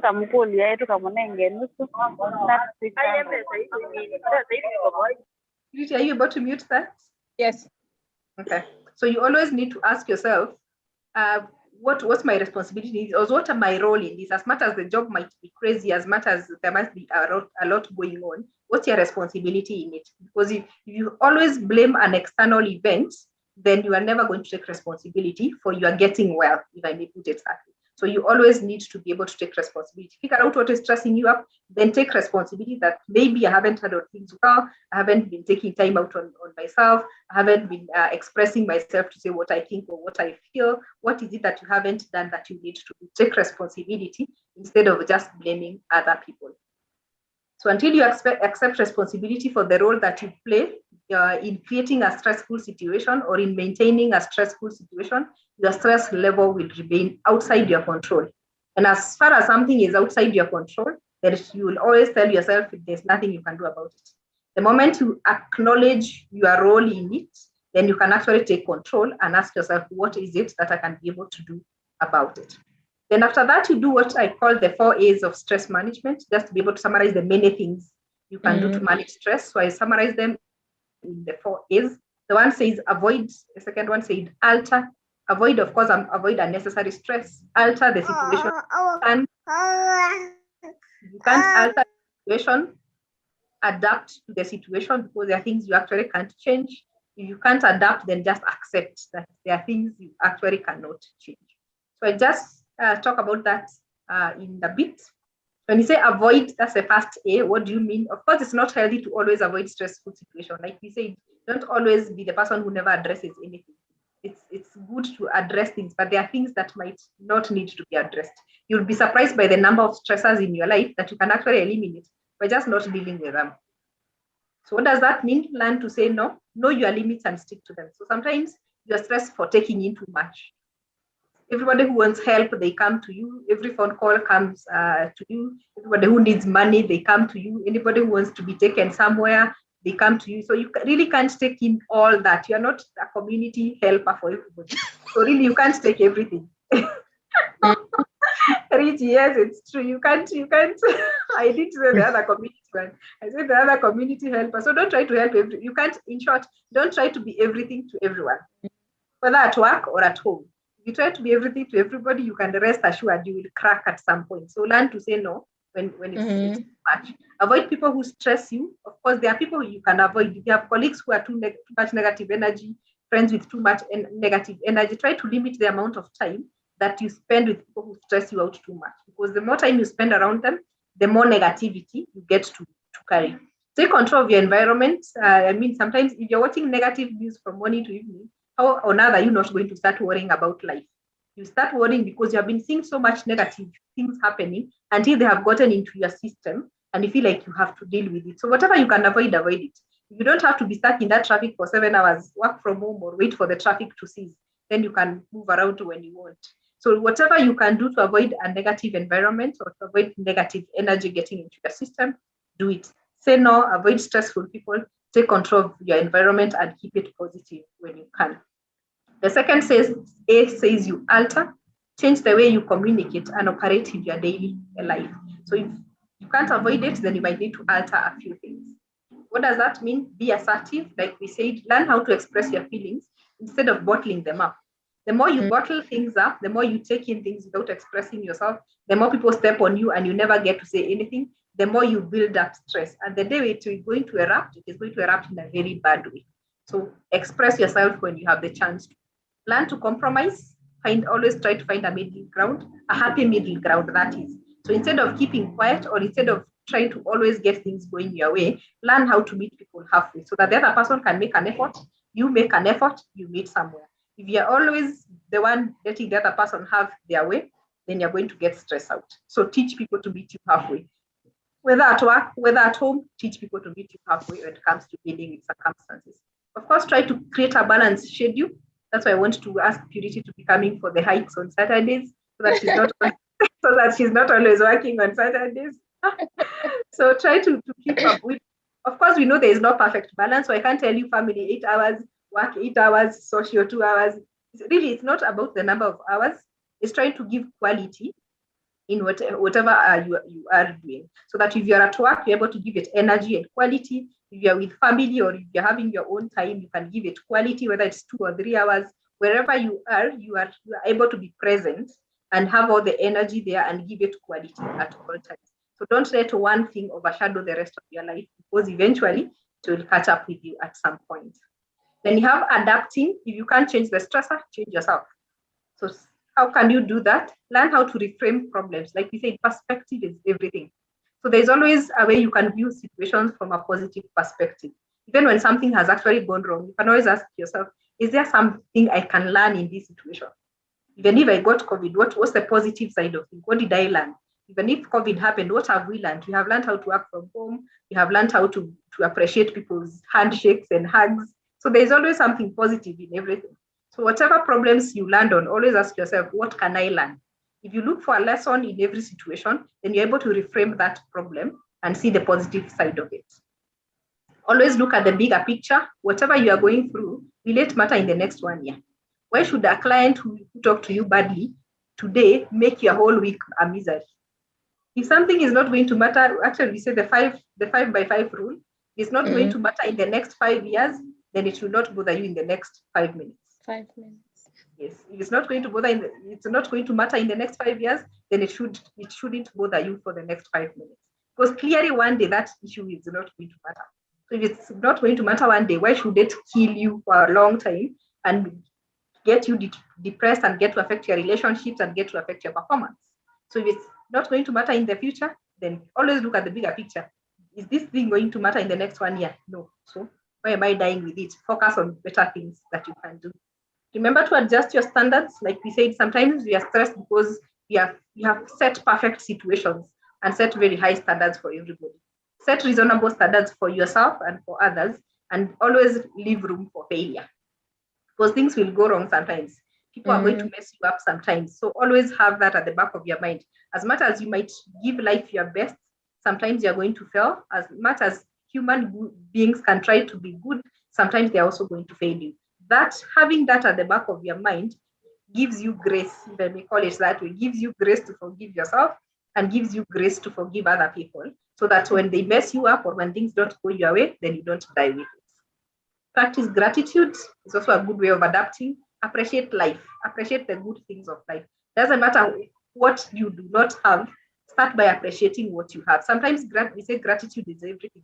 If you wake up in the morning and start by appreciating what you have, the life, the energy, the job, the food, the house, if you start by appreciating the things that you have, it actually gives you more positive energy and it reduces your chances of feeling stressed for the things that you actually don't have. You actually feel more energized to now follow the things that you don't have, because you start by appreciating whatever it is that you have. And he said, if all that does not work, you need to accept. Some sources of stress are unavoidable. So you might just have to accept that this thing, I have to live with it. How do you do that? Don't try to control the uncontrollable. Some things are purely beyond your control. You might want to get vaccines for all Kenyans today so that we all get over this COVID thing, but is it within your control? No. So stop worrying about things that are not within your control. And sometimes you'll sit down and have discussions about how bad the world has become, how terrorists are going to finish us in the near future, how this COVID is not going to end, how we are going into recession. How much control do you have over that? The more you focus on what you really can't control, the more stressed you become. Because the more you realize how horrible things are and how out of control you are, because there's nothing you can do. So you focus on what you can't control, life is only going to get worse for you. Try to focus on where you actually can be able to control. Look for the upside. Like I've said, look for opportunities for growth in every situation, even in the worst of situations. Ask yourself, what can I learn from this? And what can I pick from here going forward? And that means you have accepted the situation. You know there's nothing much you can do about it. So you're asking yourself, can I at least pick a lesson for me to be able to move forward from here? Learn to forgive. If we said we live in an imperfect world. So if you carry too much grudge, if you carry too much hurt, the more stress you are actually are going to carry. So teach yourself to let things go if they don't go your way. Teach yourself to forgive people if they mess you up. They don't have to always be with you. They don't have to remain friends, but you can actually forgive them and let it go. Because the more you carry it, the more stressed out you actually going to become. Learn to share your feelings as well. Talk to someone. Sometimes all you need is actually to bring out those bad feelings and tell somebody something. They don't have to give you a solution. They just need to listen and hear you rant about it. For those who don't like ranting to people, you can always write it down. Write your thoughts on paper. Write, burn those papers, write again, throw them away. Just get those feelings out of your system. Whichever it works for you. For people, for some, it's singing it out through a song that speaks their feelings. For some, it's poems. For some, it's talking to somebody over a drink or over whatever it is, whatever it takes. Don't bottle up feelings. For a way of bringing out feelings, whether you write them or speak them.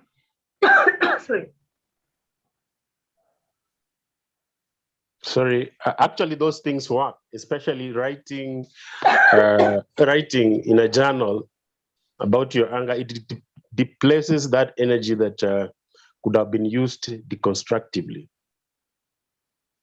Yeah, very true. And thank you for bringing that aspect of journal. Because journaling is a good way of just bringing out your thoughts. Yeah, so if you're not a poet or a singer or whatever it is, just journal your thoughts. It kind of helps to clear the system. So whatever it takes, bring out whatever you're feeling. Don't let it stay inside you. So after the 4 A's, those were the 4 A's. Avoid, alter, adapt, accept. Avoid stress, alter the situation if you can, adapt to the situation if you can, or accept that there's nothing you can do about it. And just get to live with it. That was started by identifying your stressor, taking responsibility, and then now you can apply the 4 A's of stress management. Then a few other things, get moving. There's something good about movement. Now, Purity, you know why I move. That's why on weekend you'll find me either running or hiking or at least moving somewhere. There's something good about movement. Yeah. It brings out the happy hormones. So when you move around, you bring out the endorphins that just re-energizes and rejuvenates your body. So whatever it takes for you to move, it doesn't have to be a major movement. For some, it's just some music and dance. Just turn your house into a small dance hall for a few minutes in the morning or over the weekends, whatever works for you. Just move around and create some happy hormones. Take a walk, especially around nature. There's something very healing around nature. So take a walk, cycle, take the stairs.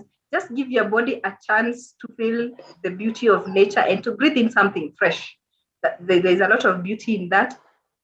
If you have kids around, kids are also the best thing when it comes to bringing in joy because they have genuine joy. They have not started carrying the weight of the world and realizing how bad the world can be. So they have genuine joy. They're just happy to live. So if you just get to interact with them, they pass that energy to you. Even you can sleeping. Exercise. Yeah. Even sleeping, so long as you don't oversleep, such that the oversleeping becomes a stressor. Sometimes when you are annoyed, if you sleep, maybe for 30 minutes, you will start asking, why was I annoyed actually? There's some magic into it. There's some magic into it. There's some magic into it. Yeah, very true. So you also want to make sure, I will come down to that. Sleep is a good thing. Sometimes when the day just gets nagging, just take a nap. By the time you wake up, the head clears. Yeah. That's the time you realize how trivial things are and how we worry about the unnecessary things. Yes. So you always want to have that at the back of your mind.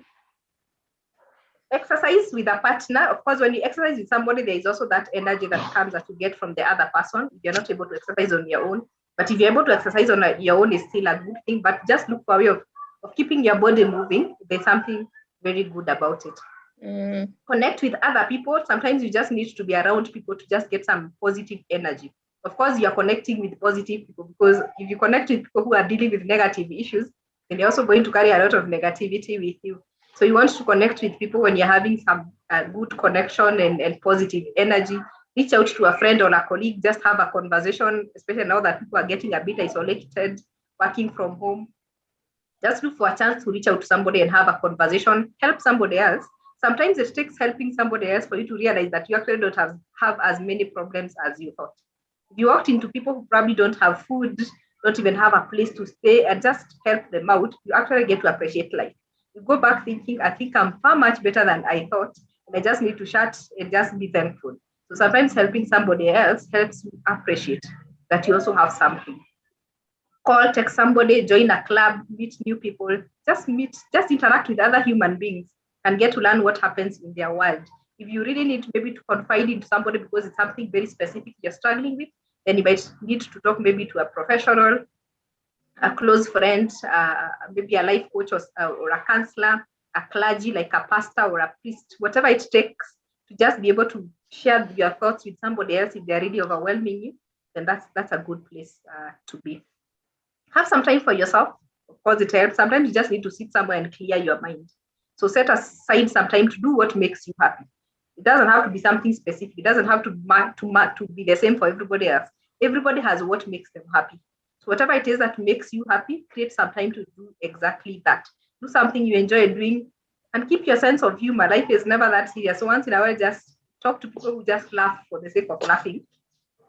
Because it can actually just help get the many things that you have running into your heads, and that becomes pretty helpful. Of course, manage your time also, and that's why we talked about learning how to say no.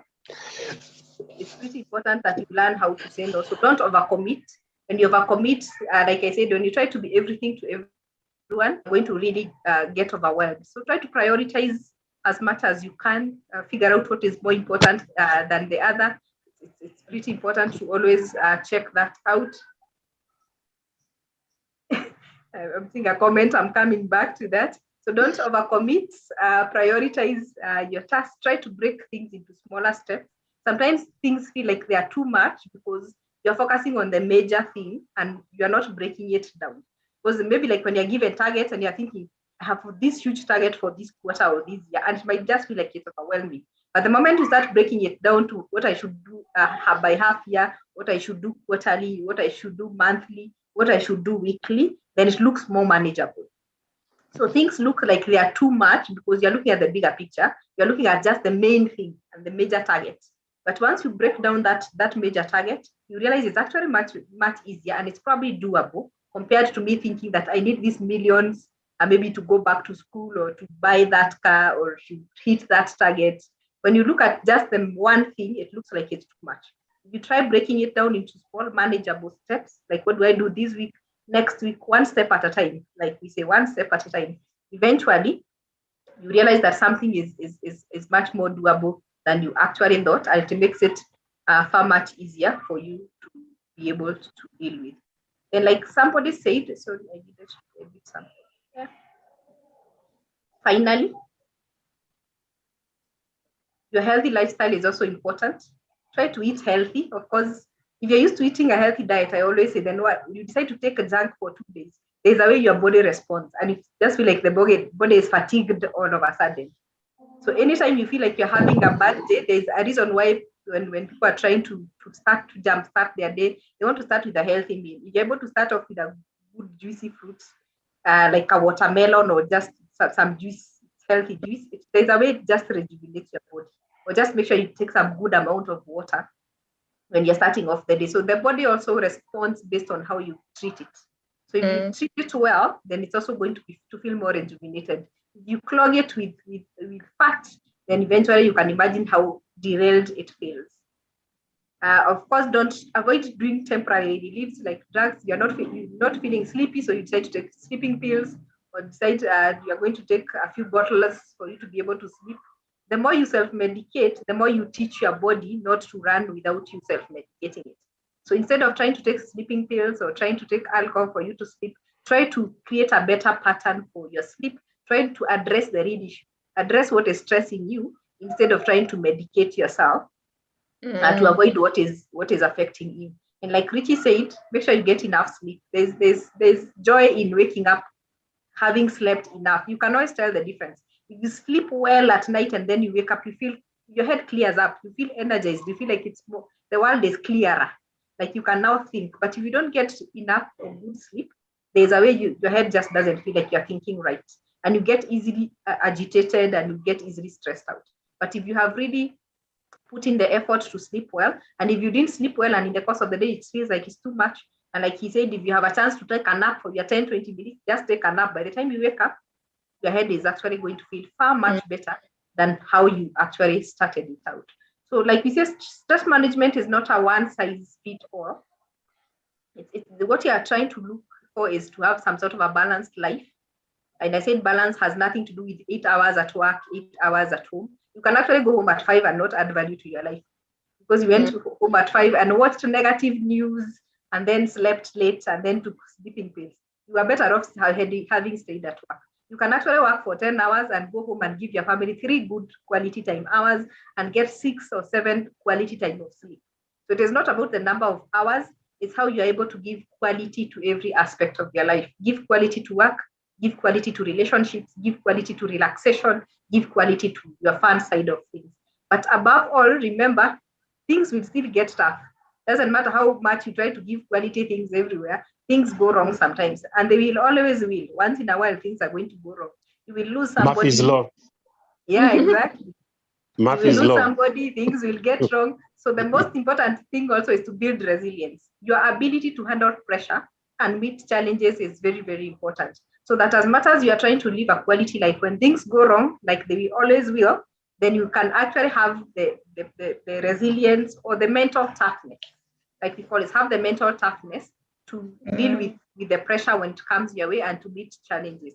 And that is going to happen when, like we said, you keep your perspective right, avoid those unnecessary fears, just have being assertive, have that resilience to always meet life head on when things go wrong, instead of allowing yourself to sink. It's not a one size fits all, but you want to make sure that you have a balanced life and have the resilience to handle things under pressure and to meet challenges head on.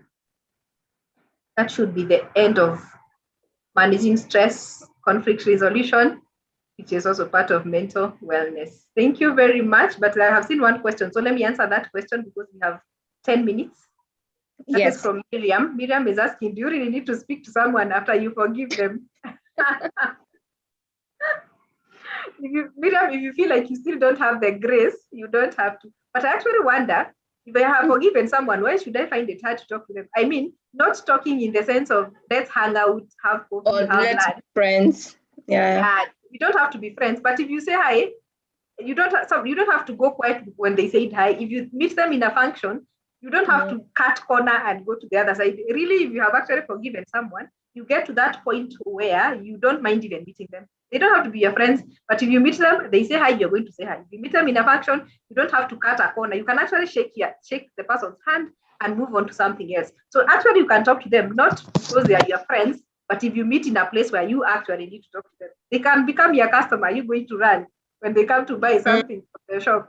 They can become your relative. Are you going to run when you meet in that family function? Actually, forgiveness is your own medication, because sometimes this unforgiveness can create negative effect on us, those who don't forgive. Because there's a joke which is normally told that sometimes we take poison and assuming somebody else will die. Very true. So the person you are refusing to forgive, they don't even remember they hurt you, by the way. They are having fun. They got a new job. They got a new family. They got a new life. They're actually living. They're having fun. Like people normally say, life is not a Nigerian movie where if somebody messes you up, they are going to end up mad or they're going to end up in trouble. Life is not a Nigerian movie. That person will probably even forget they messed you up. They're going to have their normal life. They are happy. They are hitting their goals, and you're here getting stuck with your bitterness and not moving forward and stressing yourself up, getting ulcers and high blood pressure for nothing. You don't need that. So you don't forgive for them, like Richie is saying. You forgive for yourself, because you don't want to be holding poison on behalf of somebody else who is not dying. It's you who is actually dying on their behalf. So you release them for yourself, not for them.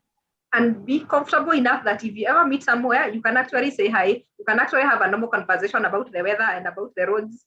You don't have to be friends, but you can actually have a normal conversation because you never know where you're going to meet that person tomorrow. They could be your colleague in another institution. They could be your client. They might become your relative one day. You really don't put yourself in an awkward position. So release them and be open enough that you ever met somewhere, you can treat each other like human beings.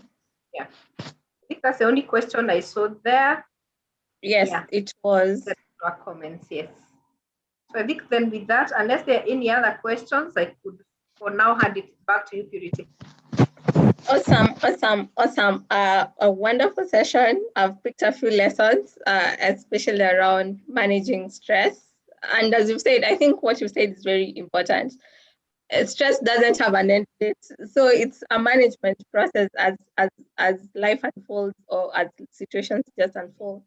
So thank you so much for that. A lot of wisdom there, a lot of experience as well. I believe that. So I believe all of us live here much better than we came in the space of stress management, and more so also handling conflicts either within ourselves or even with our clients and all that. So thank you so much, Rosemary, also for closing for us this training for Simba Telecom.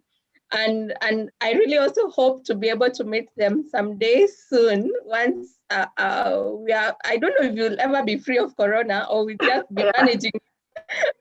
This one we also need to manage. I think this one will also need to manage it.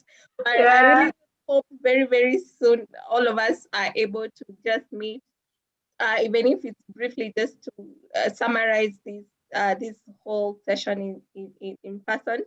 But very many thanks to the Simba Telecom team, led by their HR, Joan and Richard, Celine, who is their manager for sales and marketing.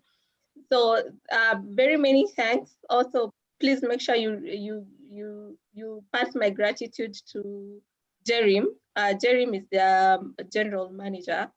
So other than that, we'll also issue you certificates at the end of. Yay! Yes, certificates are coming on your way.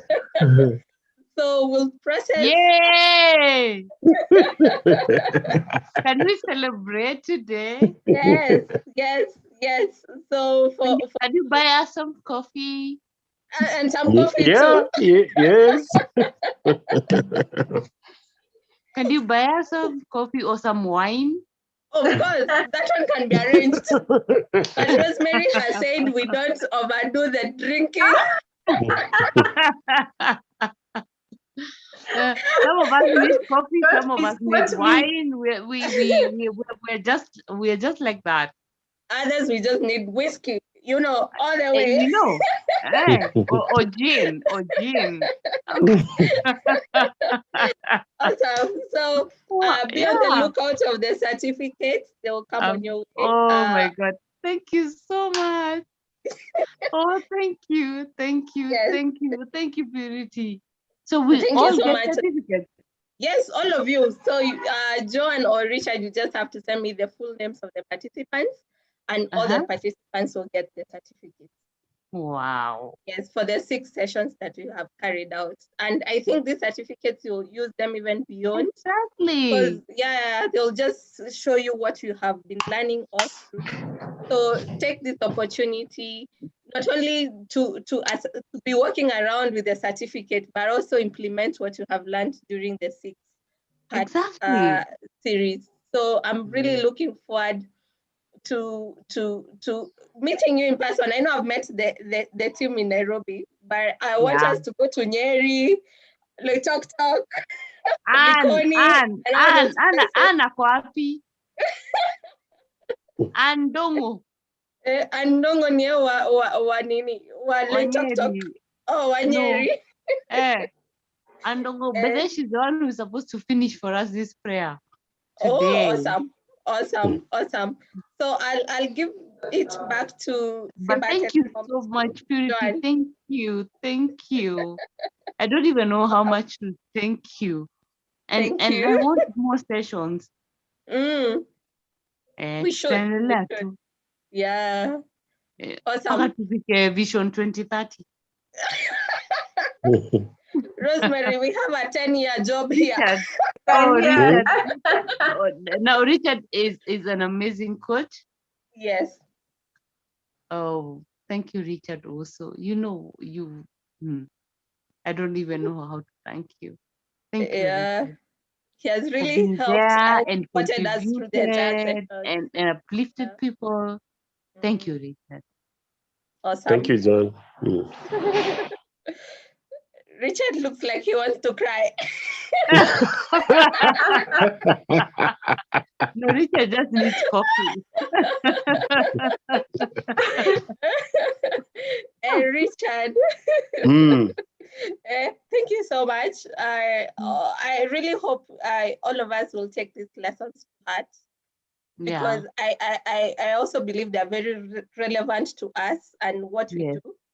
And those that we can't apply at the workplace, I believe we can always translate them in our personal lives, within our families, within our social lives. Like stress management, you use it anywhere. It's not restricted to Simba Telecom. You can actually just spread it across. So I'm really hopeful that this training is the beginning of a very lifelong change in terms of behavior, character, just the way we think through things, so that it becomes very impactful, not only to your business, but to you also as a person. That's my sole prayer for this team. An individual makes a company or a society. True. Yeah. I totally agree with that. It starts with you. Totally. There's nothing else. Thank you so much.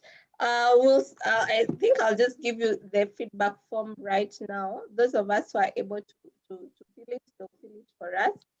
Those who are not able, I'll send the same to your email through Joan and Richard. So make sure you just give us feedback. It's very important because it also forms a basis of future learning, such that you know what we have been able to cover in these sessions, how it was received as well, and also what we can improve on, because even for us, it's a learning lesson. We learn throughout, like dealing with different teams. We keep learning and we know what not to do next time. I hope I don't mashida mob.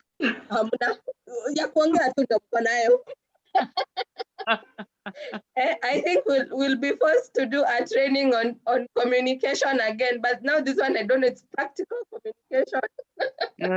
This will be practical. Practical communication. We are so grateful. Thank you so much, Joan. So there is the link to the feedback form. Just take a minute or two at most, just to give us feedback. We really want to hear from you, what this training has meant to you as an individual, also as a corporate, and all that.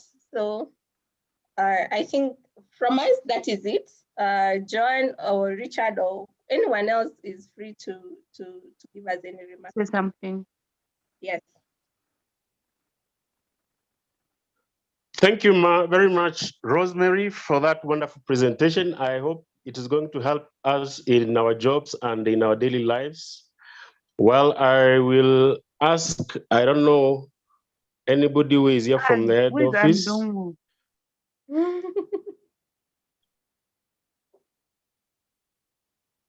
Purity. Yes. And Rosemary, mine is just to say a very good thank you. Thank you, John. I was behind the scenes. Yes. Today I was really learning a lot, and today's topic, I think, has just wound up everything. Yeah. Okay. Purity, it has been an awesome 6 weeks of gaining new knowledge. I am more than excited. I cannot just wait. I can't just wait for us to have a physical meeting, Yeah. But this has been awesome. I've learned so much from our guys. And I think together with the HR, we are going now to work around our issues. And of course, I believe that John is going to invite you back in the office. Yes. So that you can, so that we can address a few issues here and there.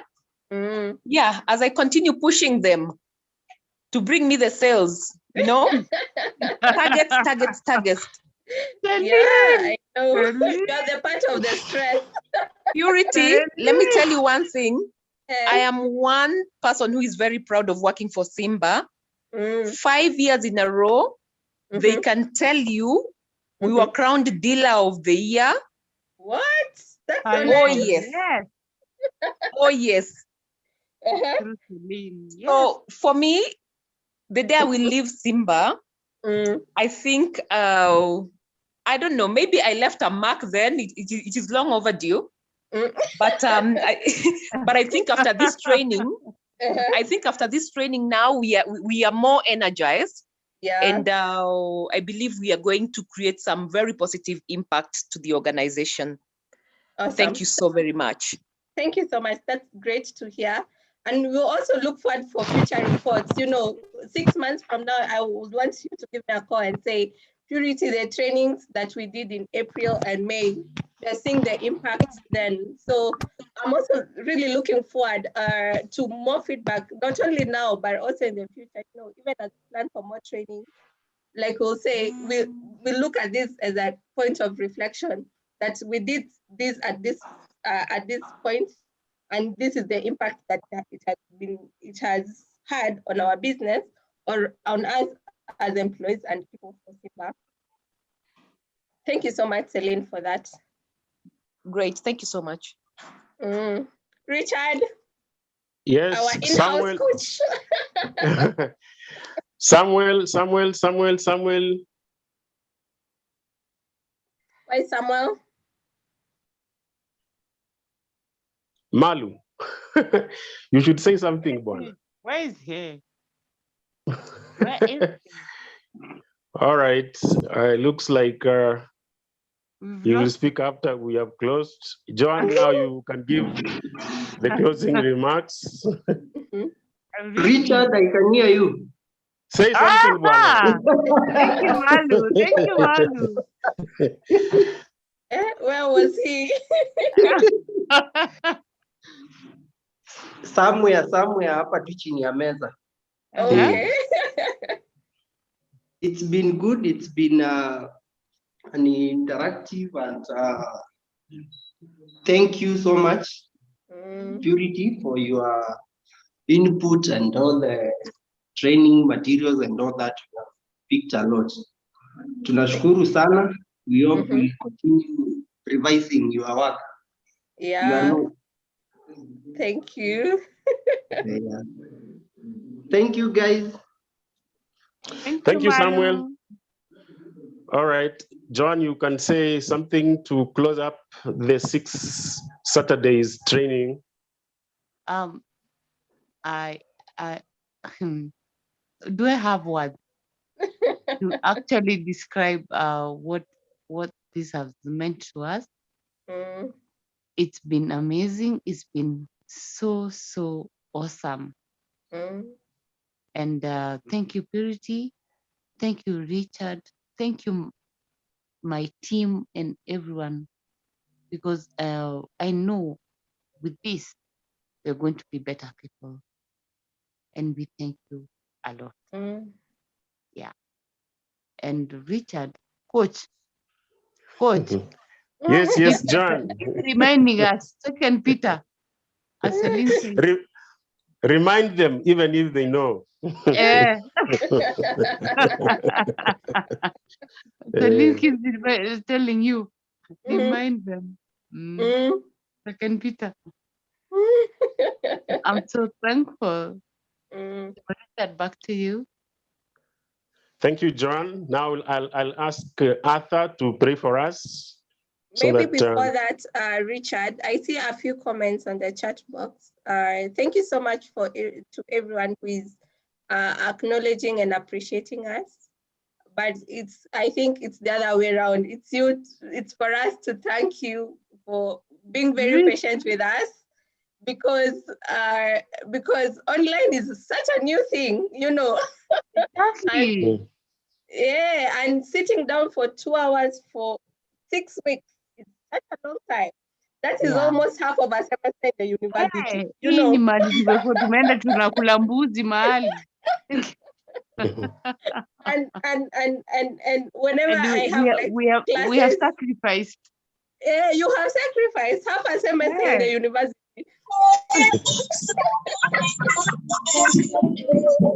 So that one for us, we don't take for granted. The attention that you've given us, a lot of collaboration, especially the time that we gave you an assignment to do it and then give us feedback. That one we really appreciated. So this is thanks to everyone who contributed either through the chat box or just unmuting themselves and talking to us. I want to really thank you. I really hope we become better as people, you know, as employees as well. Let us try to reach the next level of service, because we are servicemen and women. So let us get out there. Let us serve with a lot of passion. Let us talk to customers. Let us not term them difficult. Just see them as customers, you know, whether they are difficult or not. Bottom line is they are customers. So let us just reach out to the next level of excellence when it comes to customer service. So I think now someone can pray for us, and we can call it a 6-week program. Who was to pray for us? Arthur? Yes. You Hello, want to? Yes. Okay, before I pray, I also want to express my gratitude to Purity and your team and the head office for putting this training together. You guys have done your part. Now, what is left is for us to be committed to implementing what we've learned so that we can become better persons and professionals. So with that, let's bow down our heads and pray.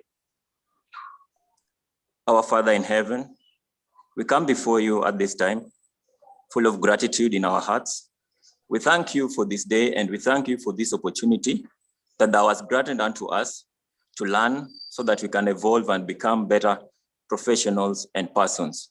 We pray that we may not only be listeners and learners of what you've taught us, but that we may also be doers so that we can put this in practice so that we can better our lives. We pray for all of us who are going through difficult situations in life, those who have different stresses. We pray that you may make them whole and help them get over the line. As we now depart from our different stations to go to our different families, we pray that thy peace and thy grace may be upon us, and that thy favor may also be upon us in whatever we do. We ask thee for these blessings and the many more that we stand in need of, in the sacred name of our Lord Jesus Christ. Amen. Amen. The grace of the Amen Lord and amen. Jesus Christ, Christ, the love of God, love of God, and the fellowship of the Holy Spirit Be with be with us with us for now, now and forevermore. forevermore. Amen. Amen. Amen. Amen and amen. Thank Enjoy you, your evening, guys. Arthur. Enjoy your Saturday. Sa tuende tukakule nyama. Aki, bash. Thank you. Bye. All right. Bye-bye, team. Bye. Thank you so much, Rosemary, as well. Rosemary, thank you. Yes. So much. I will meet you soon. Yes, Yeah, we should. I will meet you soon. Yeah. Yeah. Bye, Bye. Thank you, All right. Rosemary.